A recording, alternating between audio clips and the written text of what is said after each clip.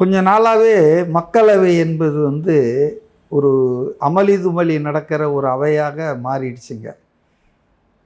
அதாவது நாடாளுமன்ற நாடாளுமன்றம் என்பது நம்முடைய ஜனநாயகத்தின் கோயில் போல.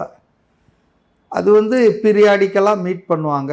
குளிர்கால கூட்டத்தொடர், பட்ஜெட் கூட்டத்தொடர், மழைக்கால கூட்டத்தொடர், இப்படின்னு வருஷத்தில் ஒரு 3-4 முறை செஷன்ஸ் நடக்கும். ஏன்னா சட்டங்கள் இயற்றும் அதிகாரம் கொண்டவர்கள் இல்லையா அவங்க.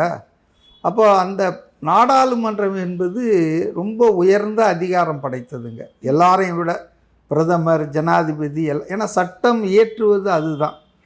அப்படி இருக்கும்போது அந்த நாடாளுமன்றம் சமீப காலமாக பார்த்திங்கன்னா அது ஒரு ரப்பர் ஸ்டாம்ப் மாதிரி ஆக்கிட்டுருக்காங்க.